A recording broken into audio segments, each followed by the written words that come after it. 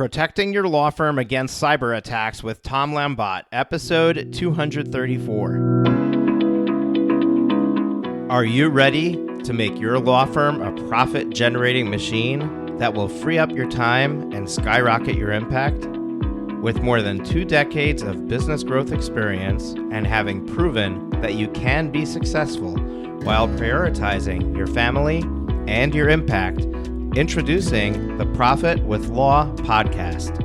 I am your host, the creator of the Firm Differentiator 10X Effect, Moshe Amsel.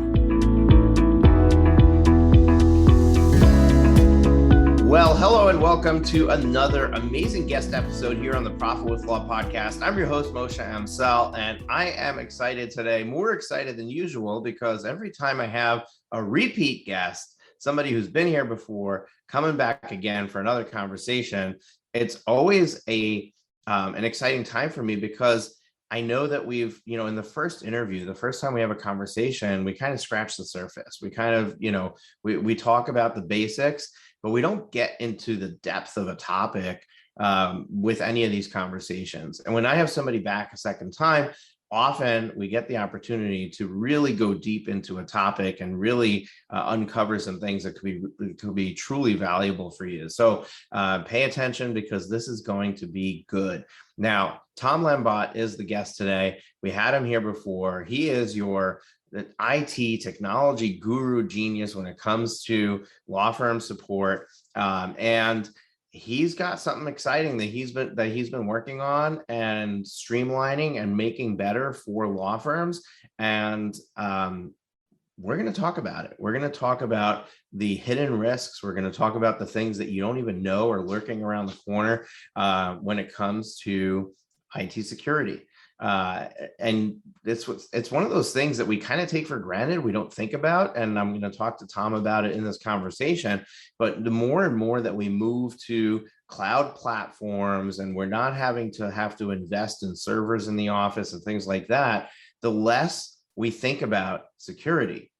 But the more that we put out there and put online and put on other people's servers, the more risk we actually have. And when we have sensitive client information where, hey, there could be an adversarial party who wants to get their hands on that, and there could be people's really, like their deepest, darkest secrets can be in those files, you want to make sure that you're not allowing that dirty laundry to get out into the world. So I'm excited to have this conversation with Tom and jump into the details and really help us understand what are the risks and how do we mitigate them, and what is the solution. So let me give you the official bio that I was provided so that I don't miss anything and I don't cheapen Tom's intro here. So I'll give it to you. Tom Lambotte is the CEO and founder of Security Plus, a security solution he created for solo lawyers and small to mid-sized law firms to address the problem that 29% of firms have been breached. Additionally, he is the CEO and founder of Global Mac IT, a managed service provider started in 2006 that specializes in supporting law firms that use Macs. He provides leadership and direction to transform law firm operations, boost profitability, and reduce the risk of getting hacked by leveraging technology. His methods are based on over 15 years of research, testing, and real-world refinement of best practices, working directly with solo lawyers and small to mid-sized firms. Tom is the author of the ABA Law Practice Division book, Macs in Law. As a prolific writer, he authored Legal Boost, Big Profits Through an IT Transformation, and Hassle-Free Mac IT Support for Law Firms, and has been published in numerous leading legal publications, including Attorney at Work, Law Practice Today, and Solo Practice University. He's also been a guest on the Profit with Law podcast, the #1 podcast for law firm owners. His weekly blog, Stupid Simple Security Tips, is read by thousands of lawyers and provides simplified recommendations to help stop law firms from getting hacked.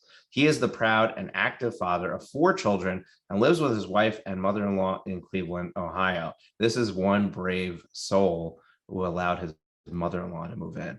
But anyway, we're going to jump into this conversation with Tom in just a moment. Real quick, we're going to just give a little bit of your time to our sponsors. We'll be right back. Finding amazing employees is the toughest job for any business, and especially for a law firm. You deserve to be the law firm owner you've always wanted to be, but you can't get there without a great team. Get Staffed Up helps you build your all-star team by staffing your law firm with incredible full-time offshore virtual assistants. Work with Get Staffed Up to save money and your biggest resource, time, while they find you the best English-speaking VAs in the world. Hashtag delegate your way to freedom. To learn more, go to profitwithlaw.com/get staffed up. profitwithlaw.com/get staffed up. Thanks to our sponsor, Smith AI. Smith AI is a superior virtual receptionist service for small businesses. They specialize in working with solo and small law firms. I discovered Smith AI a couple of years ago and was blown away by the range of services, which are available at a cost any attorney, even those of you in the smallest solo practice, can afford. Their friendly receptionists respond to potential clients in English or Spanish, screen and schedule new leads, and even take payment for consults.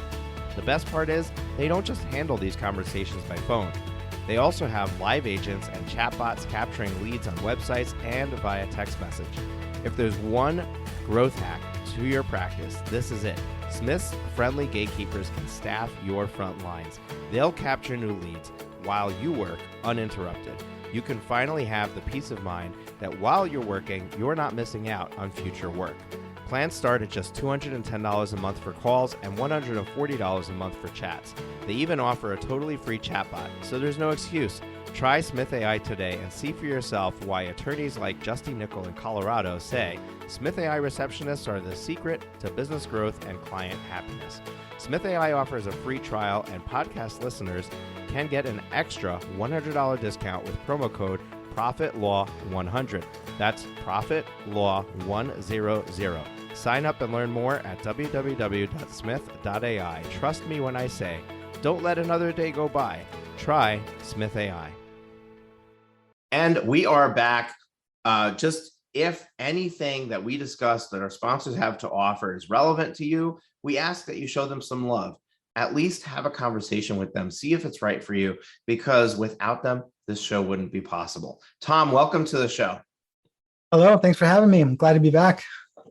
It is my absolute pleasure to have you. It's always a joy to see your face. And honestly, there's so many parallels between you and me, and the way that we value family, and I really resonate with that.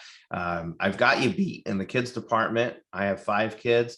You have 4. You have me beat in the mother-in-law department. I live around the corner from my mother-in-law. You live with your mother-in-law. So I'm going to let you take first place, because that's pretty brave. Even though I joke with my in-laws all the time and tell them that this is their retirement home and they're moving in here eventually. So they'll ultimately be able to pay us back whatever we have coming. But I don't want to get lost there. People can check out your original episode, and it would have been good if I pulled it up and said, hey, it was episode number so-and-so, but I didn't. So I'll try to find it at some point during the interview and drop that, but we will link it up in the show notes.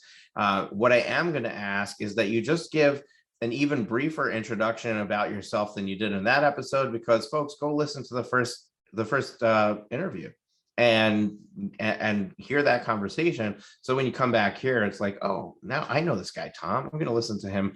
So we'll get a double listen out of this one. But tell us a little bit about yourself, and we're going to jump right into this conversation about IT security.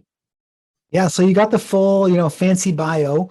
About myself, I love to help people. I'm driven, and I love to learn. I'm a prolific reader. I'm always looking for the edge and how to maximize, kind of potential and those kind of things. So those are the things that don't usually show up in the bio.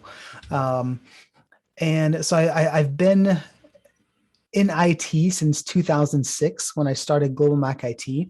We're a managed service provider just for law firms that use Apple computers. So it's a very, very specific niche. I know we talked about last time, 10 to 50 users nationwide. And over that time, I met with hundreds of lawyers that I ultimately had to turn away, because we have a 10 user minimum. And because my passion of helping others, I never turned down a request, for a consultation. I never charged. And I always, my focus is always to help first, right? I want them to leave the call with more confidence and direction and certainty than they had when we started the call. So even if I knew they were a true solo with 1, 2, 3 people, I'd give them some recommendations, some tips that they could, take and implement. And what I realized over the years, sadly, is that I knew I was sending them packing and they didn't have a good place to go to. They didn't, there were few IT providers that really understood the needs of a law firm. Often I'd end up referring them to a generalist Apple consultant, right, that works with, housewives and photographers and real estate and, anything and everything. As long as you have a Mac, you qualify. So they don't really have any depth. And I know they didn't have the understanding of the security problems. So what led us to this interview and kind of the creation of Security Plus is, first all those meetings where eventually it just really started to bother me. I was like, man, I wish I could help them. I wish there was something I could do to provide value and solve some of their issues. And then the second part is this kind of simplicity, complexity, evolution of technology. You were in IT for a long time. And so you remember the days, like if you wanted to start a law practice 10 years ago, you were running an Exchange server in-house. You were paying thousands of dollars upfront for licensing fees for PC Law or Tabs 3 or things like that, right? And it was a giant sum of money just to get up and running, not to mention the guy you were paying to set up, the Exchange server and maintain it and configure SharePoint and all these things. So fortunately, the cloud came along, and in the past 10 years, especially the past 5 years, the tipping point happened where everyone now embraces and doesn't question the cloud.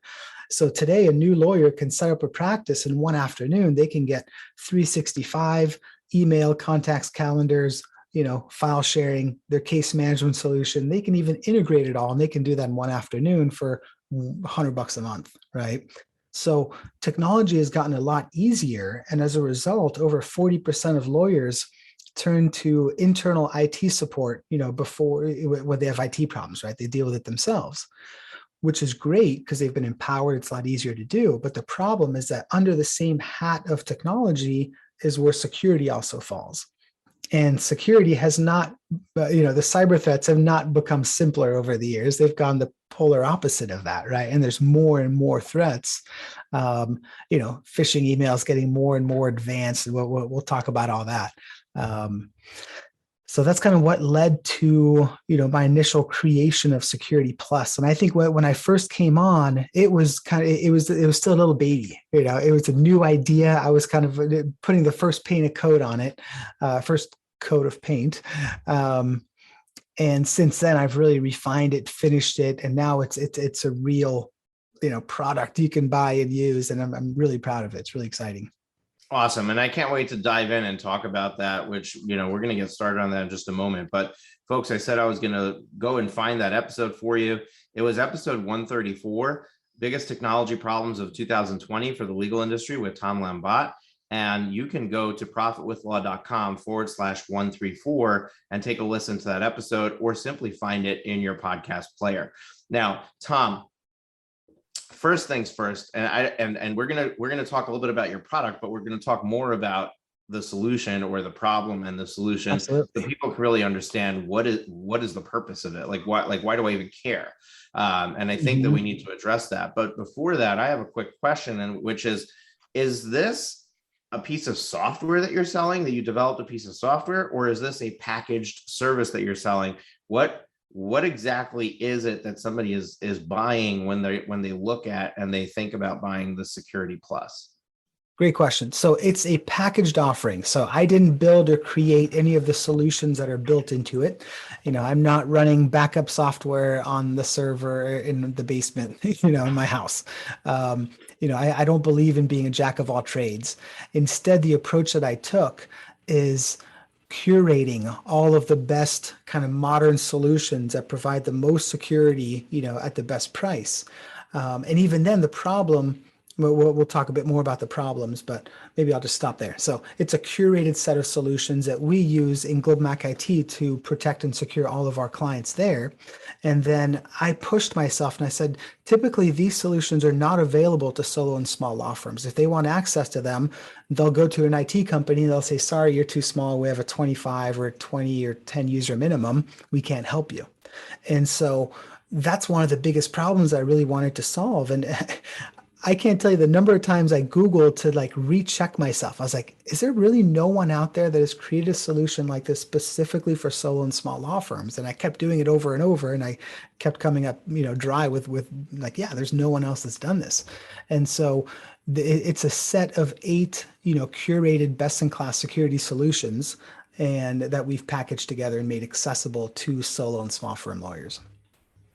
Yeah, it's very interesting. It's incredible, and the truth is that lawyers, a lot of lawyers, are becoming very tech savvy. So they might not even have or even think of having a need for an IT support company because they're pulling those pieces together. They're curating that Office 365 from Microsoft and the practice management software from whichever one of the practice management software companies are getting it. I don't want to name any because none of them paid me to say their name, but I don't want to sound like I wouldn't mention the software, but there's so many out there that I can't recommend. I don't want somebody to say, oh, you mentioned this one, I got it, and then I have all these problems. There's a lot of options out there, but people are getting their practice set up with these pieces of software. And we can even see like there's an interest in people learning something like Zapier to figure out how to connect different pieces of software. Mm-hmm. So it's almost like the attorney is becoming their own IT support person.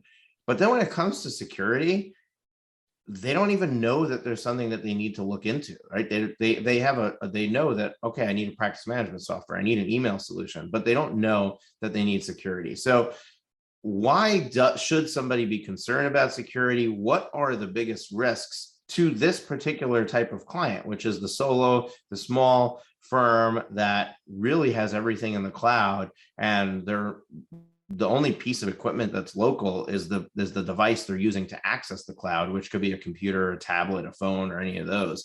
So what are the big risks that we need to worry about? Yeah, the big thing, is change. I've actually kind of summed this up in a framework that I call the lacking framework. And it's the 4 things that are lacking that are making them an easy target to getting hacked. And one of the big issues, is again, the threat landscape has changed so much in the past. 10 years ago, it was firewalls and virus, software. And if you did those, you were pretty good. If you used a Mac, right? I've got an Apple background. And so I used to boast that, oh, we don't even use virus protection, software. None of my clients have gotten a virus. But it's actually become a hindrance to Mac users because the mindset is, oh, I use a Mac. Macs are more secure, so I'm good. But the problem is that the threat landscape has completely changed, right? Now it's ransomware, it's phishing, it's third-party websites getting hacked. Then people reuse their passwords, so criminals can use those passwords to get into the 365, where they get into their email account. They don't send out Viagra offers to everyone in your address book, which was embarrassing 10 years ago. They sit there and they lurk and they look at your sent folder and everything's indexed. So they're like, hey, account numbers or social security numbers. They know what to search for, right? They'll know when to send you an email because you're busy traveling, but you're working on a real estate deal. So they put in their routing info instead of the one it's supposed to go to, and these are all things that didn't exist 10 years ago. So people's measures haven't changed, but they need to, and that's where they're leaving themselves exposed. It might be helpful to kind of run through the 4th kind of pieces in the lacking framework, and we can talk around it if you like. Yeah, I would love to dive into that, but you did throw some terms out that maybe some people don't know what they are. So I want to go back and just talk about them for a moment. One thing you said is ransomware. Now, my understanding of ransomware is somebody who wants to make some money instead of kidnapping your child. They get into your network and they basically encrypt all of your files. And when you get to your computer and you turn it on, you open a web browser, it goes to a page that says, we have taken you hostage And if you want to get out of it, you need to send 3 Bitcoins to our wallet, and we'll send you an decryption key, and you'll be back in business.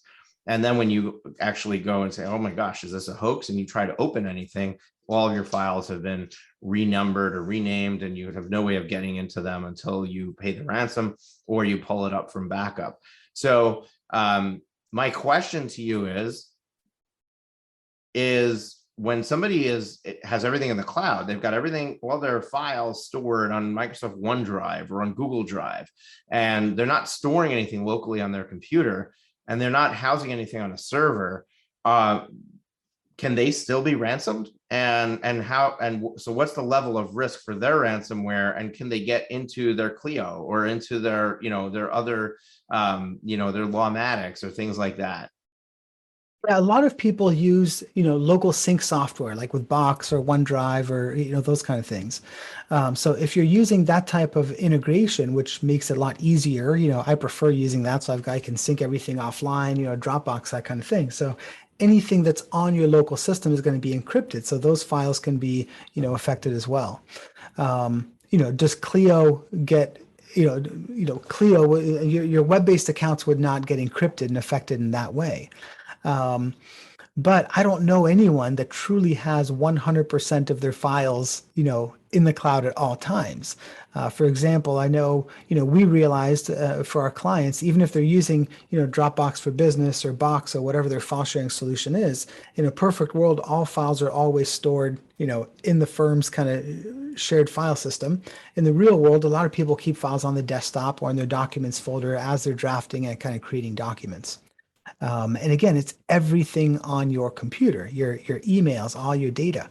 I think it's just a matter of time until cyber criminals figure out how to, breach ransomware into the web-based apps, into 365 and different things like that. Again, these, you have to understand the cyber criminals that are at play, right? These are state actors. They're well funded. I mean, they're businesses. They have team meetings on Monday mornings, and they're like, all right, what are our top priorities this week? They've got budgets. They track ROI on what's working, what's not working, and they're constantly evolving. And unlike businesses, they don't have to follow the rules. So they're continually, changing. And if your security approach is just like, okay, well, I turned on 2FA on 2 accounts and I'm good, and you're not changing, I mean, larger companies, they have people that are continuously looking at the security and the changes and what are we using and are we protecting ourselves from that. And so I think that's important. Again, for solo and small law firms, they don't have the time or the resources to do any of that. Now, one of the best ways to overcome a ransomware attack is to make sure that you have a backup of your data. Now, I know that the thieves have gotten smart, and at least for the ones who have local IT presence, they've also been very aggressively targeting the backup storage device. So they would also make sure to take out your backup so you couldn't retrieve backup. The problem is that with cloud storage, we don't really think about backup anymore. We just kind of trust that Microsoft or Google or Dropbox is going to take care of business and make sure that our stuff is intact. And they don't really offer natively a backup solution where you can go back to a point in time and restore your data. Is that part of your 4-step framework? Is that part of something that's included in Security Plus, or do you not really venture into that side of data protection? Yes, no, we do. So we have a solution. One of the 8 security layers is a backup for 365 and G Suite. They change their name every year now. It's hard to keep up. Google Workforce. I think it's Workplace now or something like that. Yeah. So it's a full backup for either one. So it's email, contacts, calendars, all of their files. So if they use Google Drive or if they use OneDrive, it backs everything up. So one of the drawbacks that always blew my mind with Google, if you use Google Apps, when you delete a user, so let's say one of your team members leaves, you delete the account because you don't want to keep paying for it. If you have their backup solution, it automatically deletes all of their history as well, which is in my mind, a crazy oversight. But that's one of the things that a lot of people don't realize. So I've had clients in the past before we were aware of this, like, hey, I need to go dig up Johnny's email from 6 months ago. And it's like, oh, sorry, nothing's gone. Well, don't we have the backup? It's like, yeah, but Google's backup doesn't work that way, right? So having a third-party software gives you additional coverage from that, right? There, Right. and there you can get you can lose data from ransomware and from bad actors, right? But there's also, the most common of data loss is accidental, right? Someone Right. accidentally deletes a folder and you don't realize until 4 months later that the folder was deleted when you go to look for it. So that's where having a backup solution in place for that gives you additional coverage where you can go back to a certain point in time and restore the version. Yeah, absolutely. Okay, awesome. So that we covered ransomware. The other thing that you mentioned is phishing. And I know it's phishing, phishing, and not phishing, like, okay, gone fishing. But essentially it's the same concept, right? They're throwing out their line and they're hoping that one of, a what we might call a unaware or a stupid fish bites, right?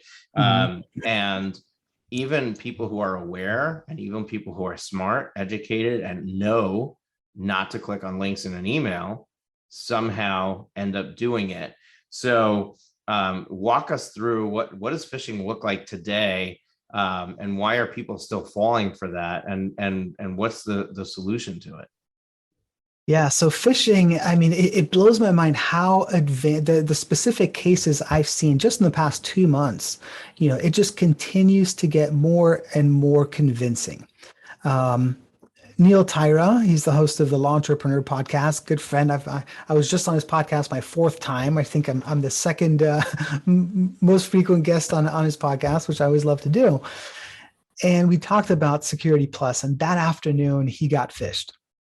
And he clicked on the link and he put in his credentials. Right now, Neil is a tech savvy guy. Right, he's definitely He's very, in the very top tech savvy. top Absolutely. 20% for sure. Right, and he's one of the people that if you're listening and you're like, oh, I wouldn't fall for a phishing scam. I know what to look for. It wouldn't happen to me.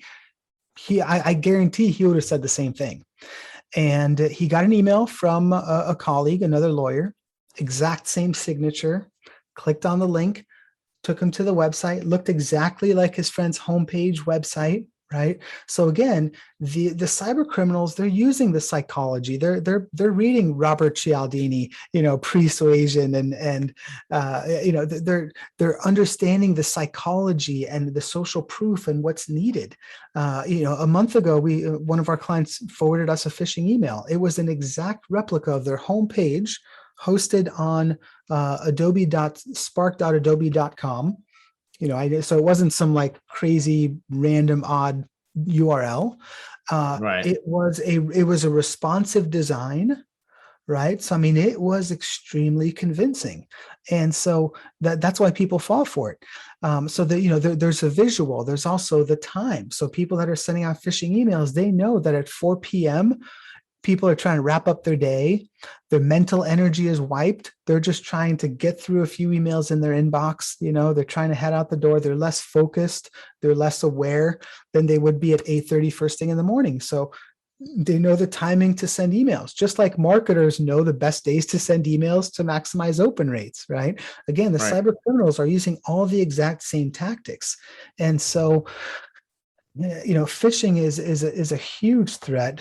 It's a huge vector through which a lot of crime occurs. And so once they get their credentials, again, a lot of phishing now leads to business email compromise. So once you've been phished, they can get into the account. And the big thing, and I've noticed, I've seen dozens of cases like this. They don't just go in and send random emails. They sit and they lurk and they search. They know what to look for. They go in your sent folder. One of my clients, Jason,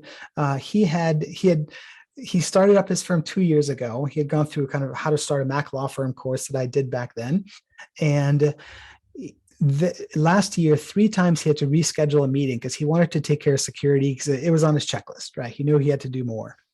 And then out of the blue in October last year, he sends me an email. He says, "Hey, Tom, we got to talk. I think I almost got phished." And essentially his opposing counsel, he had gotten an email from him. And it said like, hey, here's a document for you now. Please check it out. It's very important. And it came from opposing counsel on a case they were actively working right now, right? So this was timely, it was relevant, it was real. Fortunately, he was cautious. He's like, no, I don't want to click on the link, and he sent it to me directly. 5 minutes later, he gets a reply. He says, oh, no, the requested email is legitimate. It's been secured to your email. Go ahead and click on the document to gain access. Let me know your thoughts. So this is how advanced the threats are. This is what happens. And if he would have fallen for it, which many people do, he clicks on it, gives his credentials, boom, now they're going to do the same thing from his account. And then, routing transfers and things like that. I mean, it's insane, how often that happens. And, fortunately, I've heard of a lot of close calls where they were able to intercept it. That's why I tell everyone, like, if you ever, do wires or, routing transfers like that, always call and verify the routing number 100% of the time. And you've got to have that process in place in your practice. Right. And you also should have two people in the practice approve the wire, so that you have another set of eyes, another person who's like, wait, where'd this come from? Are we expecting this? Is this something that we should be executing? The other thing that comes to mind, I know that we still haven't gotten to your 4-part, thing that you wanted to share, but the other thing that comes to mind is that there's insurance out there to protect you financially from these kinds of errors and mistakes that can happen. Is that something that you get involved in with, in Security Plus? Are you saying, hey, look, no matter what we do to prevent it, there's always a possibility that you're actually going to execute, and then it could cause you to be out of business for a period of time. It could cause you to send money that you weren't supposed to send. That's not because you sent it. It's not going to be covered by your insurance. The bank's not going to cover it. So, we recommend that you also add this type of policy, which is fairly inexpensive, but it'll cover you. Is that something that you get involved in? Yeah, so that's actually one of the security layers that we built in, was a $250,000 cyber insurance policy. The problem with the policies, more and more people are becoming aware of them, that they're needed, that they should have one. For the process I kind of went through and continually, I'm a simplifier by nature. Like, you give me something, I'll find a way to simplify it, no matter how easy it is, right? And so what holds people back from getting a cyber insurance policy? There's a good number of people out there that don't like dealing with insurance people, right? I'll just leave it at that.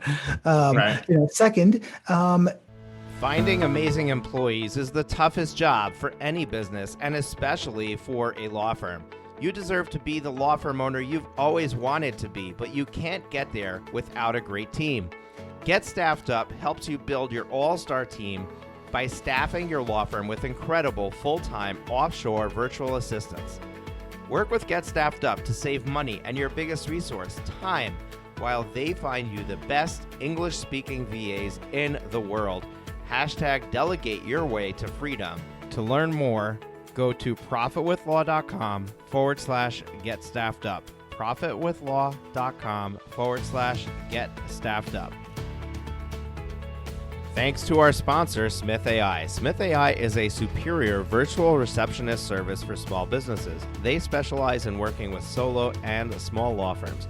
I discovered Smith AI a couple of years ago and was blown away by the range of services, which are available at a cost any attorney, even those of you in the smallest solo practice, can afford.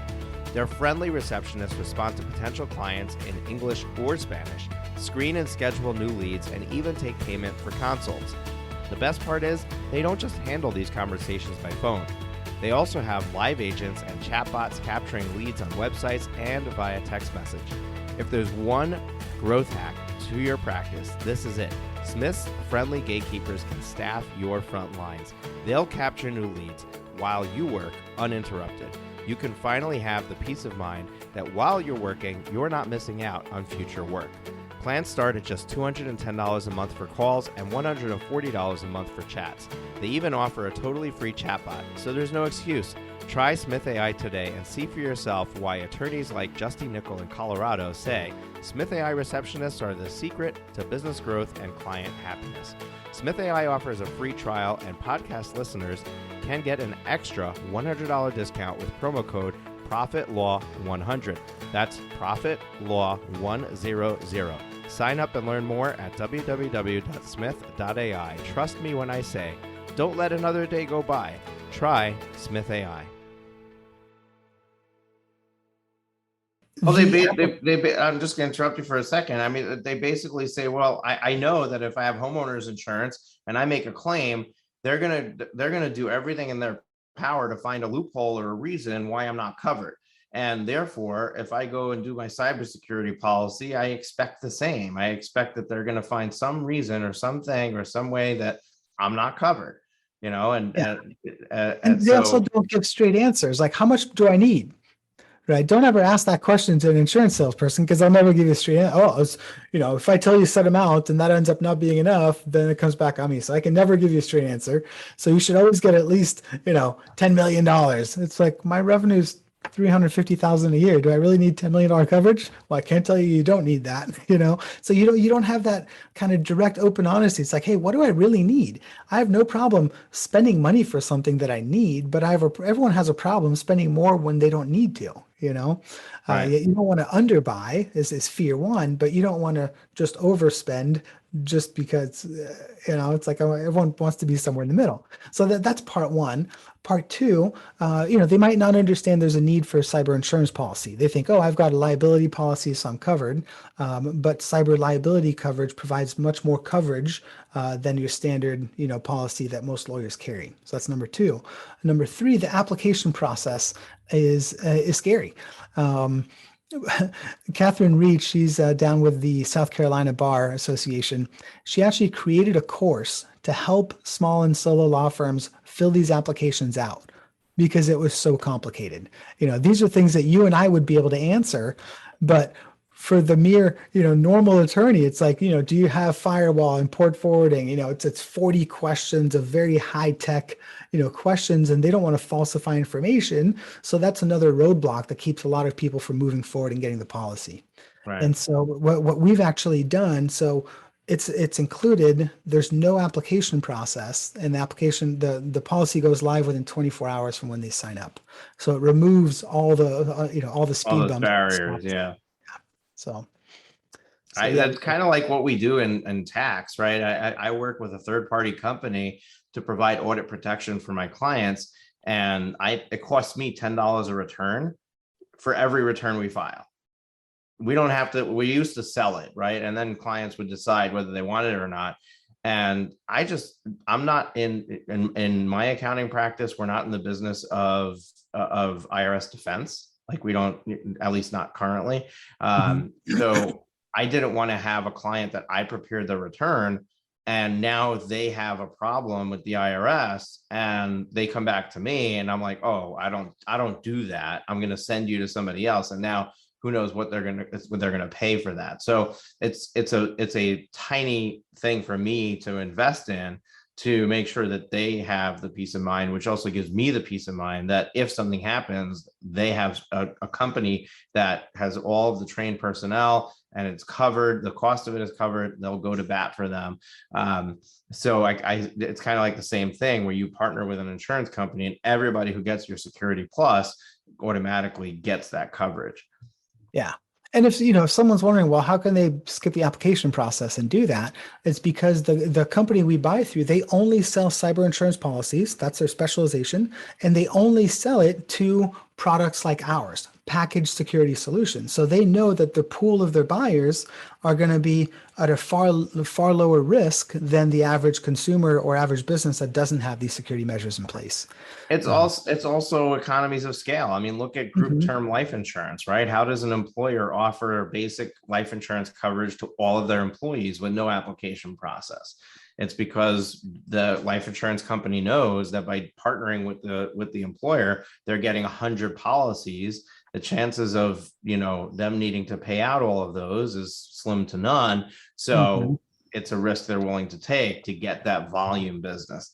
All right, let's go on your agenda here, and let's go through these 4 items so that we can make sure we don't miss anything. But I wanted to cover the things that I picked up on in our initial conversation. I'm sure I'll have more questions, but I'll sure let you take it over from here. Yeah, so I'll try to whip through these. So the four things lacking that kind of lead to this major problem. I think the main statistic we left out that I haven't mentioned yet, and this is from the 2020 ABA Tech Report, 29% of lawyers have been breached. And that is up from 26% where it was the year before. So that's not trending in the right direction, right? I always say, hey, think of two colleagues, picture one, picture the other. One of you three has been breached, right? So you're either in that group already, or the odds are completely stacked against you that you're going to join that group pretty soon. And the problem with joining that group is when you have a data breach, you are legally obligated to file a notice of a data breach with your district attorney's office. I see that as a black mark, just like a bankruptcy or a criminal record. We're talking about, this is a Profit with Law podcast. So Profit with Law, people listening to this, they probably have the intention of, how do I sell my firm? How do I maximize, the sale down the future? And having a black mark like a notice of a data breach in a public record is not going to help your valuation. The things lawyers value the most, time and time again with hundreds of lawyers, it's their experience and their reputation. Those are the things we spend a lifetime building and developing. And, having to go through sending out a letter to every single person in your database, not just your clients, also judges and opposing counsel and, potential clients, your referral sources. Everybody, it's a major blow. So the four things lacking. So the first one is a lack of awareness, not understanding what the threats are. The majority of solo and small law firms, their security strategy is the hope strategy. I also call it the ostrich strategy, right? And the thinking, it's not going to happen to me because I'm just a solo. It's not going to happen to me because I practice family law. And the cyber criminals, they're just going after the IP people. So it's false beliefs there. Also believing that the basics are enough. Like, oh, I'm good. I don't put my password on a Post-it note on the monitor. I've got it in the drawer, right? Or, they're doing just the basic minimums, and they think that it's enough. And then it's also not staying up to date on today's biggest cybersecurity threats. It's so hard to do so. Again, the landscape is changing continuously. Employees are actually one of the biggest threats. Most of the damage is not done intentionally, right? But falling for phishing schemes, reusing passwords, accessing systems on unsecured networks, right? Accidentally deleting files. And then you throw in the disgruntled employee, and the smaller your practice is, the more you think you're never going to have that disgruntled employee. But it's just a matter of time. It's going to happen, right? I used to be naive and think that in my earlier years. Oh, it's a great, everyone's awesome, until, the Jekyll and Mr. Hyde moment. Disgruntled workers can cause further abuse. Most recently COVID, right? Vaccine databases, PPP loan programs, government stimulus payouts, right? The exploitation has been rampant in the past year. I have all kinds of stats I can quote on, how much phishing has increased, and, everything's gone through the roof in the past year, along with everyone working from home and all that stuff. So lack of awareness is the first, and then I'll open the floor back to you for a sec here. Yeah, no, absolutely.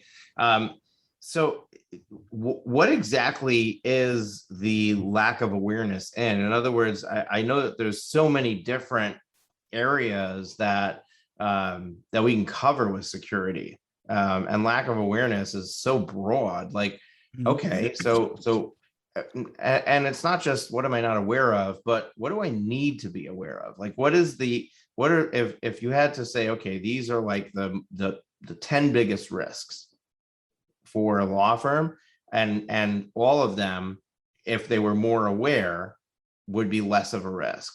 What are those? Or have you done a blog post with it? We could just refer to that and tell people, go over there, read it, you get your list of awareness that you need. I get the idea that, hey, a lack of awareness is a massive problem. Look, that's a problem for your sales, right? It's kind of hard to sell something that people aren't aware they need to solve a problem, right? But the problem is so big that just saying, hey, I'm not aware is it's not good enough, right? We need, I Yeah. mean, we talked about ransomware, we talked about phishing. What else is lurking that we haven't talked about that needs to be highlighted to make people more Yeah. aware? And lack of awareness is maybe it's better stated just misunderstanding the threats, right? I think that the main thing it's that belief that it's not going to happen to me because and fill in the blank. Right. I think that's a rampant belief that really, because as long as you believe that, you're not going to take the next step and go, okay, well, how do I protect myself? Right. It's like, I don't need to wear a seatbelt. No, 50 years ago, no one wears seatbelts, right? It's like, well, no one else wears seatbelts. Why should I? And you had to convince people they should wear seatbelts, right? Now you're crazy if you don't. So, some of the main threats, I mean, the dark web is a huge one, right? Password reuse. So what I mean by that is, let's say Netflix has a data breach, right? You see the headline like, oh, okay, I don't care if people know that I binge watch Gilmore Girls on the weekend, or yeah, I don't, that doesn't really connect. But the threat is that people reuse their passwords between personal and work tremendously, like 40% or something crazy. Right. Everyone got 3 passwords, right? The one password they had forever. The second password, when one of their software said, oh, you can't use that, you got to add a number to it. So they added a Right. one at the end. And then their bank said, that's not secure. You need to have a special character. So they said, okay, password, the number one, and an exclamation mark. And they're like, no one's going to get this. Right? So the problem is when the data breaches happen, and the problem with data breaches, they're so frequent, they're so hard to grasp, like the impact when you hear 250 million or 1 billion, compromised records. It's almost not real, and we're desensitized. Like if it's anything under 200 million, it doesn't even make headlines nowadays. But the threat isn't when they've been compromised. That's only step one. The criminals don't get paid at that point. They get paid when they go to the dark web, which is the Amazon for cyber criminals, and they say, hey, I got 200 million, username and passwords up for sale. Who wants them? And then other criminals come in and say, hey, I'll take 5 million from the Netflix pool. I'll take 10 million, from Home Depot, 4 million from Chase account numbers. That sounds good. I could do something with that. And then they go to work, right? And then they try to access your email and your files and your Clio and 365, whatever. And that's how they get in. I'm a huge believer in scanning the dark web. The way I look at it is, if I found out that someone had, crooks had a key to my house, I would go and change the locks, and I would want to know about it as fast as I can. Right. Right. The National Institute. It's funny because my wife hates that I do this. She says, oh, I'm trying to log into this site. Can you give me the password? And I'm like, now I'm not going to say that I don't share the password with my wife. That's not where I'm going, although it sounds like it, right? But I say, it's too difficult for me to give it to you. Let me text it to you, right? And I go into my LastPass software and I pull up the randomized password that I use and I send it to her. And then she gets all frustrated because she's sitting there, she has to type it in and she like flipping back between screens. And, and I say, honey, it's as easy as getting copy and LastPass. paste. And then I can share it with you properly, and then you'll have it, but I've adopted a piece of software that allows me to randomize every password I use, and I use it for everything. Mm-hmm. I use it for my Disney Plus account. I use it for, I don't try to figure out, is this something I need to secure? Is this something I don't need to secure? And the beautiful thing is that any website I go to, it indicates right at the top of the browser, LastPass turns red if the password for that site is a password I've used anywhere else, which is a way of me, because I when I started using it, I already had all these sites that already had passwords that I already, it was using my standard one of three, right? Yeah. And I don't always have the time to go and make that change. So I'll add it into LastPass, but it's still the wrong path, still the old password. I need to change it. And the big ones are like your email, right? Your bank login. And people don't realize, oh, I need to change those on a regular basis, even if it's randomized, because somebody could have got their hands on it, because somebody could be monitoring my computer, and therefore I need to stay on top of those most critical ones and change them. And I don't know what your opinion is on LastPass specifically, or 1Password is the other big one. Mhm. If you're a fan of those tools or not, there is one inherent risk in that, which is if somebody figures out my master password, they have access to all of my passwords. Mhm. But other than that, I mean, it's just been a game changer for me as far as being able to have a different password for everything, and I'm not trying to commit them to memory. Yeah. And so if Netflix gets hacked, they're like, okay, I got to change my Netflix password. Where Yep. for most people, if that happens, they go, oh, I use the same password on Netflix as I do for my bank and my email and, my all these different things. So I'm a huge fan. We use 1Password for Teams. I'm a Mac user, so 1Password is the default. I have nothing against LastPass. I think it's so important to use a password manager. So people that don't use a password manager, so essentially, if you're not using a password manager right now, 95% chance you're using and reusing a set number of passwords because it's impossible to remember everything. And a really interesting Either that, fact. or you have a doc like my in-laws, and I hope that nobody knows who my in-laws are, and then goes and grabs their phone. But my in-laws have a note on their iPhone with Uh-huh. the password for everything. Not encrypted, right? I mean, some people they've got the Unencrypted, old-fashioned stored on the written in a phone. notepad, right? I've seen notepads with 3 pages of passwords. I'm like, Yep. what if something happens to that notepad, right? And then yeah, just unsecured, password file, like a Word file on your desktop that says passwords and it's got everything. I mean, I've seen it all. In a few years back, NIST, which is the National Institute of Security and Transportation, I don't know why it's that name, but they're the ones that came out and taught us for 20 years to change our passwords every 90 days, right? You remember when Right. it was forced password changes. Mm-hmm. It took them 20 years to figure it out, but eventually, a couple of years ago, they came out and they said, hey, that practice we taught you guys, it's actually a really bad practice because everyone just recycles the same passwords over and over. You put a one Mm-hmm. at the end, 90 days later, you put a two. And Right. so they They keep said, so swapping out the post-it under the keyboard. yeah. So they came back, they said, yeah, we don't recommend you change your password every 90 days. Instead, now what we recommend is you only change your password if you know it's been compromised. Right. Okay, good advice. Next logical question is, how do I know it's been compromised? Right. Yep. And so that's where, one of the tools that we have built in is dark web scanning. So again, when criminals get 50 million, 200, whatever it is, they get these username and passwords, they go and they sell it on the dark web. So dark web scanning is software that scans for that. Anytime a hit comes up, it sends you an email. It says, hey, there's a new credentials that were found. Here's the email address. Here's the password. Check against your records. Is that a password that you're currently using? When we first started using this software 3 years ago, we scanned for GlobalMac IT. There were 0 hits. So I was like, yes, we're in the clear.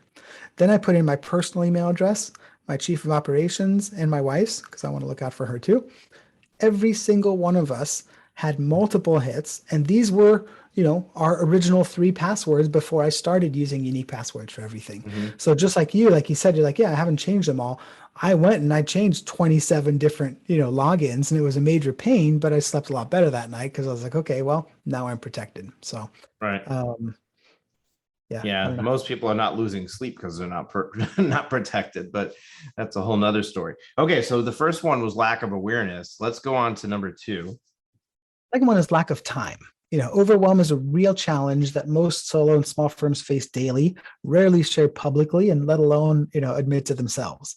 When I started in 2006, I was just an hourly IT consultant, right? So it's very similar to the solo lawyer life. You squeeze as many billable hours as you can in the daylight hours.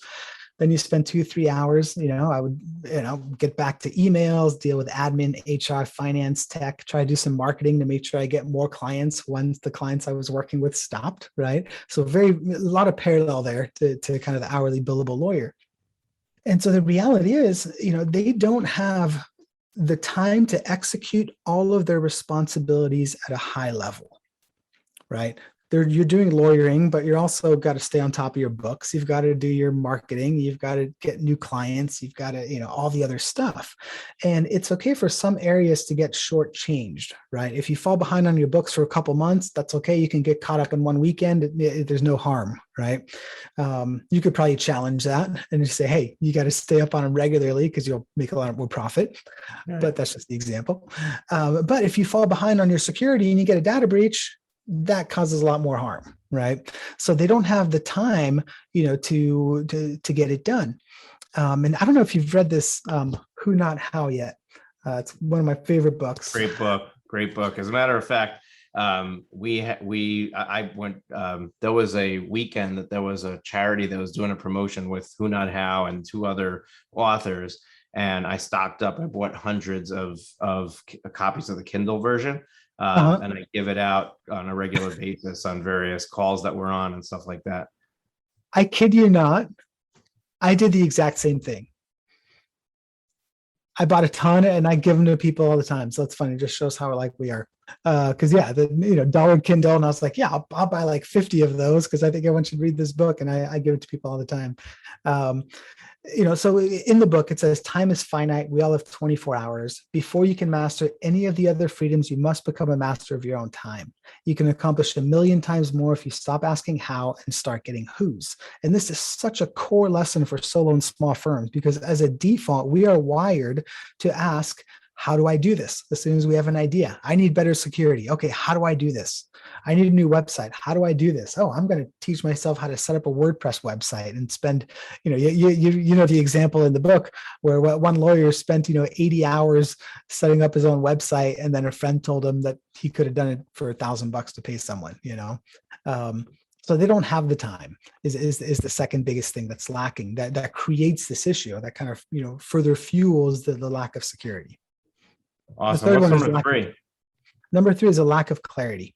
So once you accept there's a problem, then you got to figure out, okay, how do we mitigate our risk, right? What are the solutions to protect us? Which leads you to what are the right solutions? The current security market is 120 billion a year. Within 3 years, it's going to go up to 300 billion. If you Google security solutions, it's a completely flooded cybersecurity industry. So the average lawyer has no clue on how, what do I need? What's too much? What's too little? What's adequate to meet our budget? The solutions that pop up when you Google are typically for enterprises or huge companies that have giant ad spends and, market keyword content, SEO stuffing strategies, right? So it's hard to find the right solutions that they need. And even if they do find the solutions, there's not one solution that's going to give you all the protection you need. Right. It's kind of like the old classic heist movies, right? Where they've got to get through all the different security layers and like the laser beams that they have to jump through, right? To finally, steal the jewel. The final part, I always think of the Indiana Jones where he's got the bag of sand, and he takes the statue and puts the bag of sand, right? They have to get through all the different layers. And that's really the best way to get a good security structure in place. So the lack of clarity. Okay, what do I need? What are the solutions and which ones are right for me? It's very difficult for a solo small law firm to figure that out. So if anything, they end up finding one solution, they implement that, but that's only one layer. Right. And then the fourth problem, and I think this is the biggest one, is a lack of implementation. Not having the knowledge or the time to implement the solutions. And again, it's who, not how, right? They look to themselves, how do I do this? Because they're used to doing everything else on their own, but they don't have the skill. And if you don't have the confidence, you're not going to take action. And so they continue to be underprotected and wide open at risk. Yeah, absolutely. Listen, it's so true. Couching it in this way with who, not how, and all of these things where we're starting to realize, as you're speaking, we're starting to realize that there's a whole world out there that I don't even know about, right? I don't even know that this exists. And here I am trying to make sure that I'm reducing my risk, that I'm protected, but I don't even know where to start. And there's a major research project I got to do. And then I got to actually make decisions. And then I actually have to implement it and I got to figure it out. or I can turn to somebody who's done all the research for me. They've done all of the vetting of products. They've compiled this perfect Swiss Army knife of security that I need, and I can just pay them to get it done. To me, that's genius. It's a no-brainer. And I definitely, like that would be the route I would go. So I know that you've done this. You created the Security Plus product, and I would like to run through like what exactly is included in that. Like I know that we talked about a few things that you do. Yeah. Do they get is the subscription to those other things included in the fee that you charge, or are you just charging for the coordination of everything and they still have to pay those other fees? And then let's walk through. I know that you said it covers 8 layers. I'm guessing it's 8 different products that you bundled together to cover those. So I'd love to know, what are those? Let's just run through them, and how do they get implemented so that the lawyer is not busy with them? Yes, because again, time is one of the biggest issues, and so we spent a lot of time, kind of overcoming that. So there's 8 security layers. These are all. So one more thing before I jump in: best tools. So step 1 is you get the tools that you need. Right. Like when I was, in my 20s, I was like, oh, I need some tools. I went to Walmart and I bought a cheap set of tools. Right. It's like, okay, now I have a hammer and a screwdriver. I've got the tools. Right. And then over time, I realized that they were total crap. And I was like, okay, I need a really good hammer now. Right. And so I did the research and I Googled and I read 15 articles on the best hammer and I found it and I bought the best hammer. So I really take that same strategy with this. It's not a static solution. So one of the solutions we're actually in the process of replacing, to an even better one that we found. So we're always kind of pushing, saying, is this the absolute best of its kind on the market? So the first security layer is cybersecurity training. That's kind of a boring way to put it, though. I actually call it fun cybersecurity training that doesn't suck and can't be bypassed. Because if you've ever been through a cybersecurity training program, how was your general feeling? Well, depends which part. You want to know when I was sleeping or when I was awake? Exactly. I have this theory in my head that like the job listing is like monotonous voice, as dull and boring as can be, and the videos have to be really long, right?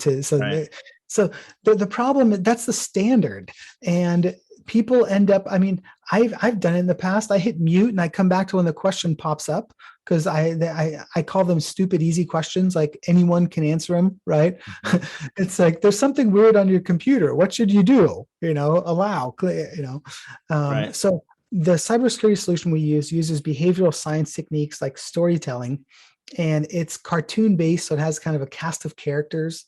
So it's like if cybersecurity training and The Simpsons had a baby. So it's cartoon based, it's short 7-minute videos, so it's much more memorable and retainable. And the questions are based on the stories and content in the video. Okay, so right off the bat, the purpose of cybersecurity training is to actually teach and empower people to, protect themselves and know what to look for. So it does that really well. The second layer is IT security templates. This is a classic case of the cobbler's son has no shoes. Right? Far too many lawyers, and again, there's stats in the tech report, don't have the basic security policies in place. So we give them these policies, and more importantly, what some places do, like, hey, here's 25 security policy templates. Again, instant overwhelm. So we went through and we say, hey, here are the 3 most important ones to get into place first, right? Like an acceptable use policy, a backup and disaster recovery policy. So those kind of things. The third one is the dark web monitoring, which we already talked about. The fourth is phishing training for employees. So this is, people are getting phishing emails. So what we're going to do is send phishing emails as well, so we can find out who in your team, including the partner, right, who's clicking on the links, who's putting in their passwords. So those solutions exist. A common issue that comes up is the awkward discussion that someone needs to have, right, when someone's clicked on a link.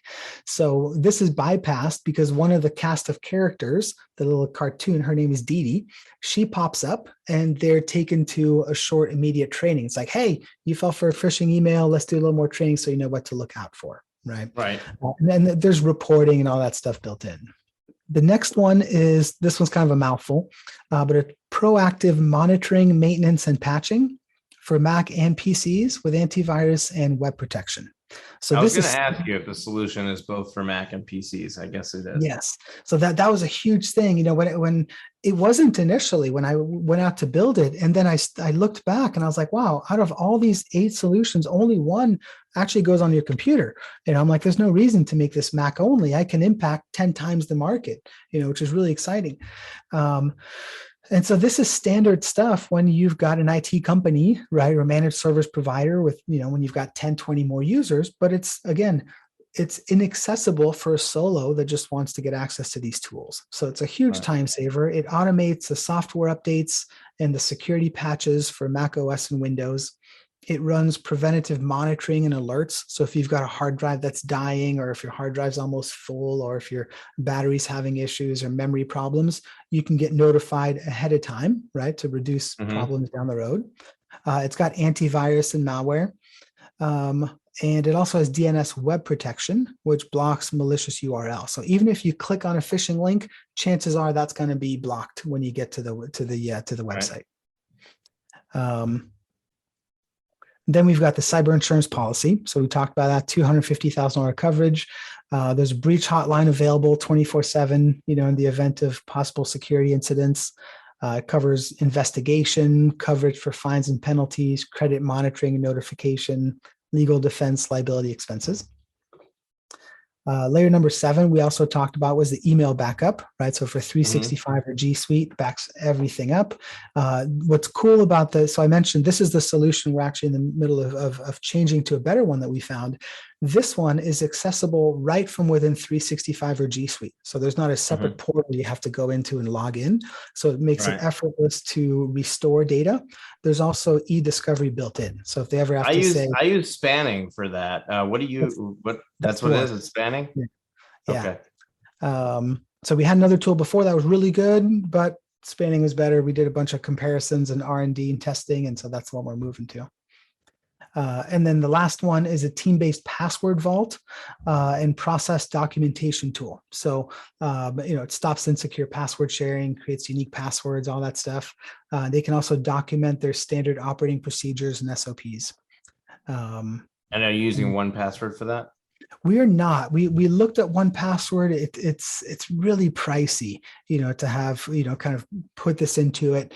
One of the benefits is because we're leaning on to my primary company, our managed service provider, we can get bulk quantity discounts that we're getting. 1Password didn't have anything like that, so it's still kind of cost prohibitive. It uses MyGlue. I'll be honest, it's good. It's not awesome. It's not where I want it to be just yet. But for someone that's going from not using a password, management tool at all, to using this, it's a giant leap forward.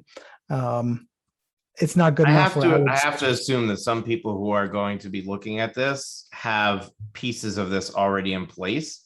So that leads to another question, which is, how do you deal with that? How do you deal with somebody like, let's say somebody like me? I already invested in spanning. I already invested in LastPass, but I don't have the other stuff. Yeah. So for spanning, you'd be able to cancel those fees, right? Like we've had some people that already had a cyber insurance policy. So some people have chosen to keep theirs. So, they have more coverage, right? And while others cancel, they say, well, I don't really need to keep this additional policy. So they canceled it and they kind of recoup those, those costs back into what they're paying for here. So you can do that, for the password one, that's not our strongest solution, out of the 8 layers. That's one that it's in the back of my head. Again, we have the tool, and if you're going from no tool to having a hammer, it's way better than pounding with your fist, right? But it's not the best one. So we're still doing some research on how we can weave that in. And again, that's what I like about having it be kind of a turnkey security stack. I have the right to kind of improve and the complete intention of making it better as we go. It's not a fixed static thing that we're going to just sit on and let age as technology progresses. Right. So sounds expensive. Yeah, it's not cheap. No, it's actually the pricing is something I'm really proud of. And we put a ton of time. When we first rolled it out, we had kind of a 3, 5, and 10 user pack. Problem with that, if you're a true solo, you don't want to pay for 3 user minimum. I remember there was a piece of software, I think it was Cloud App. And, if you have 6 users, you don't want to pay for 10, right? Right. So we went back and we re-engineered it, and we were able to create it so we can offer a true solo access to all 8 security solutions for $146. So it's a $97 base price, and then it's $49 per user. So it can go up or down as needed. There's no 97 plus what? 47? 49? 49 per user. Now, how do you count users? Is it by email addresses in your system? Is it by physical people? Is it by computers? There's so many different ways to count users. I know that specifically for me, we have email accounts for certain things. Like I have a customer service mailbox, and I very purposely want to keep it separate. I don't just want to have that email address go to a person. So I have additional mailboxes in my G Suite. So when I went to spanning and I said, hey, I need to do a backup, they're like, well, you have X number of accounts that we're backing up. So it's based on that. Then if I go and I get, black web monitoring, I only need to monitor the people. I don't need to monitor my customer service email inbox. So it's different. So how is yours structured? What are we counting as users? So it's really around people, because like you said, people have additional mailboxes, and that, and that depends how you set them up, right? In 365, you can do an alias where it's not an actual account, right? So there's a lot of different ways people can set up their accounts. But the dark web monitoring, that applies for the entire domain, right? So that's kind of a flat fee for that. Cybersecurity, most of them are billed by users. So that's how we're doing it. That's kind of what you described as kind of an edge case. We'll have to, figure out how to address. Okay, well, we've got 4 people, but we have 7, full email addresses in G Suite that we want to have backed up, right? We'll probably have to figure out how to do that, separately. I'm all about simplicity. So I don't want to get to the point where I'm nickel and diming little things and making it hard for us to track and for them. So for the most part, I err on finding a way to make it easy. Because that's really the first and the first and most important pillar to all this. So I mean, look, it sounds like a no-brainer. I mean, for $97 a month plus $49 a user, you're protected. You've got all of these protections built in. You've got your password management. You've got your dark web monitoring. You've got your backup solution. You've got your training.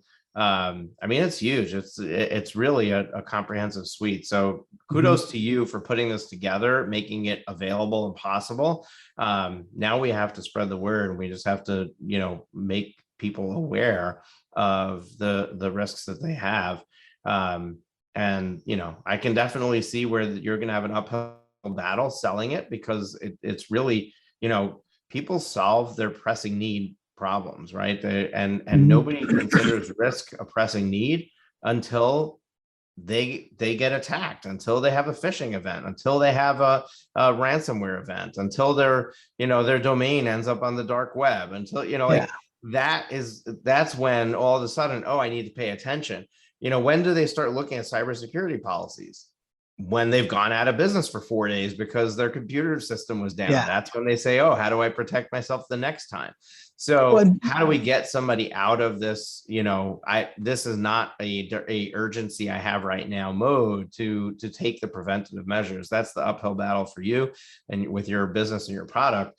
But I'm definitely willing to do my part to highlight you here on the podcast, and hopefully coming up at the Law Firm Growth Summit. We didn't start promoting it yet, but we're gonna be getting into promotion for that soon. I definitely think that there's places where we can highlight you to make people more aware. It's awareness, like you said, lack of awareness is number one. Awareness is it's something that really needs to be worked on. It's on people like me, who are influencers in the industry. People are listening to us, to let them know, look, there's this risk lurking, and I mean, it can really harm you in many different ways. It can harm you financially, it can harm your reputation, it can take you out of business for a while, and you owe it to yourself to make sure that you're protected so that you don't end up falling victim to this. All right, so we're out of time. It was a long episode. I hope that everyone enjoyed it, and we didn't make it too boring for you, because I know that if you're going through a cybersecurity training, you'd be asleep halfway through, right? But hopefully this was interesting enough that you're still awake. And if not, wake up. Now's when you have to pay attention. Tom, how do people go ahead and get started with Security Plus?